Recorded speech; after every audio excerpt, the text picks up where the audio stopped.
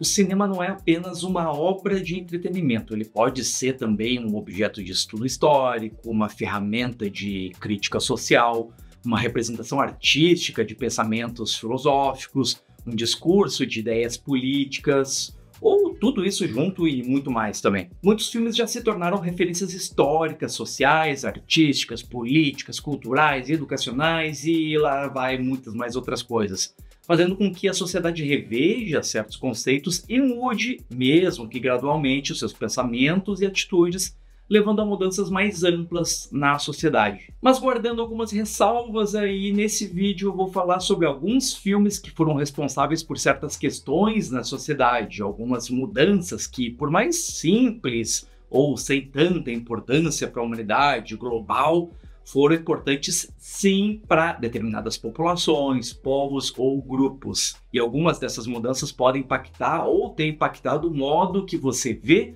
ou entende sobre determinada questão. Eu te indico ficar aqui até o final porque os últimos filmes ali fizeram mudar a mentalidade de muita gente. Bora então conhecer esses filmes?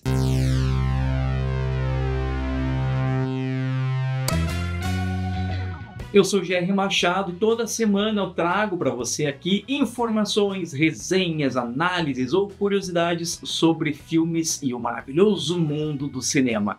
Então, se você gosta desse tema, já aproveita para se inscrever aqui no canal para ficar sempre atualizado sobre o mundo da sétima arte, como essa breve lista de filmes que mudaram certas coisas na vida das pessoas que você não poderia nem imaginar. É fato que o cinema pode influenciar uma pessoa ou um grupo de pessoas ou até populações inteiras, mas esses filmes aqui fizeram algumas mudanças relativamente drásticas em questões ambientais, militares, culturais, sociais e até políticas. Dentro aí de certo entendimento, a gente pode até dizer que são mudanças importantes até para como pensamos a sociedade hoje em dia. E o último filme, se você tem mais ou menos ali os seus 30 anos, vai notar a mudança que ele causou até para você. Então, bora lá ver esses filmes. Is it true that most people get attacked by sharks in 3 feet of water? O ano era 1975 e o jovem diretor Steven Spielberg lançava o seu primeiro grande sucesso, que se tornaria o primeiro grande blockbuster da história do cinema, Tubarão. O longa, baseado no romance homônimo, publicado no ano anterior por Peter Benchley, mostra uma cidade litorânea nos Estados Unidos que passa por um grande problema turístico: a presença de um tubarão branco que está atacando banhistas e causando pânico na população. No filme, o xerife, um biólogo marinho e um caçador profissional de tubarões se unem para caçar esse insaciável predador, para trazer novamente a paz à cidade que está prestes a entrar em seu período de alta temporada turística. Por ter sido aí o primeiro grande blockbuster do cinema e retratando um tubarão como um insaciável no sanguinário, Tubarão acabou provocando uma verdadeira onda de medo que se espalhou pelo mundo todo, desencadeando então uma massiva caça aos tubarões, difamando uma espécie inteira e tornando essa onda de caça um perigo real para a biodiversidade marinha. Foram necessárias aí inúmeras campanhas de conscientização e até movimentos políticos para criarem leis que proibissem e criminalizassem a caça de tubarões em determinadas regiões e em determinadas situações, porque uma iminente diminuição global desse predador poderia causar aí um desequilíbrio na biodiversidade marinha que traria sérios danos aos oceanos e, consequentemente, à humanidade. You're gonna need a bigger boat. Saindo do mar e subindo aos céus, temos Top Gun: Ases Indomáveis, um filme que mistura ação, aventura, drama e umas pitadas aí de romance, numa história que glorifica a categoria dos pilotos militares da Marinha nos Estados Unidos. No longa, Maverick, interpretado por Tom Cruise, é um piloto audaz, mas de atitudes irresponsáveis e comportamento arrogante, que acaba atraindo conflito com seus colegas. O longa retrata aí uma visão estereotipada do glamour dos maiores pilotos de caça do mundo, glorificados como deuses do ar e suas regalias em terra. O sucesso aí do filme gerou uma onda de recrutamento em massa nos Estados Unidos de jovens que passaram a ambicionar a carreira de piloto militar. A própria Marinha acabou instalando estandes de recrutamento próximos às salas de cinema para atrair potenciais recrutas entusiasmados. Na época aí chegou até a haver a afirmação popular de que o alistamento militar para a aviação naval havia aumentado em cerca de 500%, o que com o passar dos anos aí, com diversas análises a dados estatísticos, essa afirmação acabou sendo bem mais modesta, com aproximadamente um 8% de aumento no alistamento para piloto da Marinha. E você já pensou em seguir alguma carreira inspirado em algum filme que você assistiu? Deixa aí nos comentários aí para eu ficar sabendo, qualquer coisa eu comento sobre esse filme, mas bora pro próximo filme.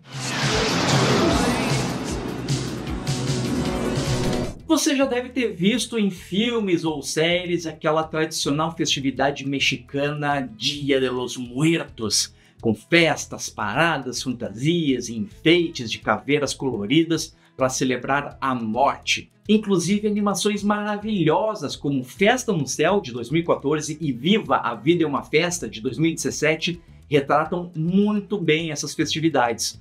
Mas a verdade é que a maior parada do Dia dos Mortos na cidade do México não existia até 2016. Isso porque na cena inicial do filme 007 contra Spectre temos uma cena de introdução com um plano sequência impressionante e uma cena de perseguição alucinante durante uma parada do Dia de los Muertos na capital mexicana.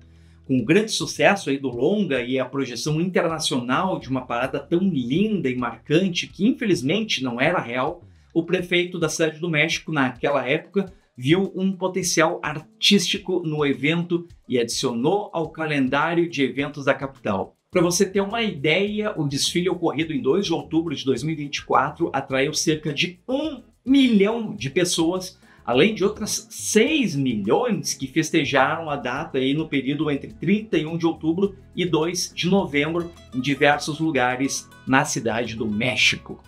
Mas nem todos os filmes influenciaram positivamente a opinião pública e a sociedade.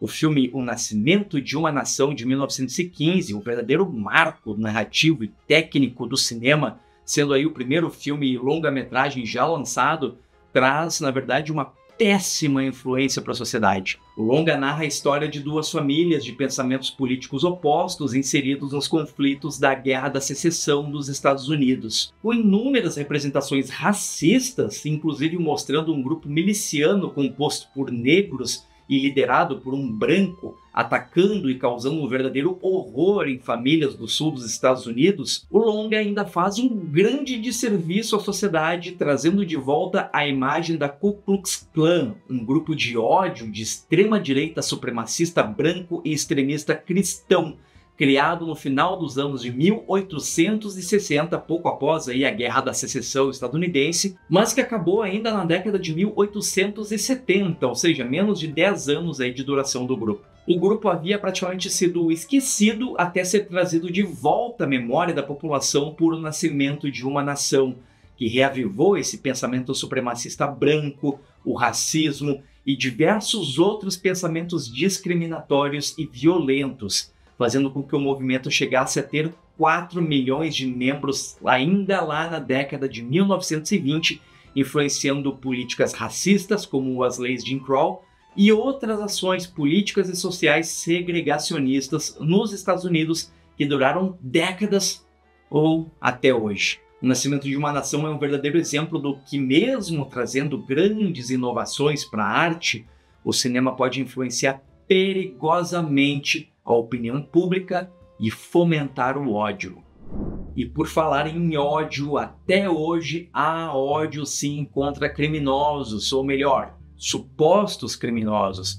É o caso do documentário A Tênue Linha da Morte, de 1988. Nele, o cineasta e ex-detetive particular Errol Morris, em uma pesquisa para um outro projeto, se depara com o caso de um policial morto a tiros enquanto abordava um motorista. Investigando aí o caso, Morris descobre que o homem que acabou preso era Randall Dale Adams, que era a carona do veículo abordado, cujo condutor, David Harris, o havia acusado do crime. No documentário, Morris constrói um enorme dossiê com entrevistas, prontuários de justiça, recortes de jornal, mapas, álbuns de família, relatórios forenses e reconstituições, para por fim chegar à conclusão de que o verdadeiro assassino era de fato David Harris, o condutor do veículo, e não Adams. Ao expor essas graves falhas na investigação do caso de Randall Dale Adams, que chegou até a ser condenado à morte pelo assassinato que não havia cometido, o filme gerou uma onda de protestos públicos e levou a um novo julgamento que resultou na absolvição de Adams anos depois da sua prisão. E seguindo esse tema de preconceitos, ou até melhor, de filmes que ajudam a diminuir o preconceito da população, temos Filadélfia, de 1993. No longa, Andrew Beckett, um advogado homossexual interpretado por Tom Hanks, que tem uma ascendente carreira em um escritório de advocacia, passa a ter sintomas de AIDS, até que é confirmado que ele é realmente portador do vírus do HIV e é sumariamente demitido pelo escritório onde ele trabalha. Ele então contrata os serviços de Joe Miller, um advogado aí de pequenas causas, interpretado por Denzel Washington, que vai se revelando aos poucos ser homofóbico. Porém, essa convivência entre os dois faz com que o Joey progressivamente deixe de lado esses seus preconceitos em busca dos direitos de alguém que sofreu com a homossexualidade. Filadélfia foi um dos primeiros grandes filmes a confrontar o HIV, a AIDS e a homofobia de frente, numa época em que o tema ainda era um verdadeiro tabu, e ajudando a desestigmatizar a doença, humanizar os afetados e a mudar a atitude do público. Agora, saindo aí do tema pesado aí do preconceito, mas também no tema de saúde, nós temos Super Size Me, a Dieta do Palhaço, de 2004. Nesse documentário, escrito, dirigido, produzido e protagonizado e tudo mais aí pelo cineasta independente Morgan Spurlock, acompanhamos aí então um breve momento da sua vida em que ele decide passar apenas 30 dias se alimentando única e exclusivamente de lanches do McDonald's, seguindo aí algumas regras. 3 refeições ao dia, café, almoço e janta, consumir ao menos um item do cardápio da rede dentro desse período de tempo de um mês, algo que no fim ele conseguiu fazer em apenas 9 dias. Ele só podia escolher o tamanho super size, o gigante ali da refeição, quando oferecido. Lá nos Estados Unidos haviam vários tamanhos de lanches dependendo aí de cada um. E esse tamanho do super size era o maior deles. Acompanhado de médicos e nutricionistas, a saúde de Morgan foi logicamente ficando bem ruim. Ele teve um aumento de 11 quilos, que ele acabou demorando cerca de 14 meses para perder após as gravações, um alto nível de colesterol, disfunção erétil, mudanças de humor, fadiga e grave acúmulo de gordura no fígado. O filme foi tão polêmico que chegou até a ser indicado ao Oscar na categoria de melhor documentário, além de gerar inúmeros protestos públicos, aí levando o McDonald's a abandonar essa opção super size e pressionando as redes a oferecer opções mais saudáveis de alimentos, como saladas, que não existiam aí em tanta variedade naquela época como vemos hoje em dia nessa rede de fast food. E você, qual foi o filme aí que te influenciou e te fez mudar, seja de pensamento, de carreira, ou até mesmo de como você é? Deixa aí nos comentários para quem sabe eu fazer um vídeo aí sobre o filme. E já aproveita aí para deixar o seu like aí nesse vídeo, me segue nas minhas outras redes sociais, onde eu publico essas e muito mais outras curiosidades sobre o maravilhoso mundo do cinema. Muito obrigado por assistir até aqui e até mais.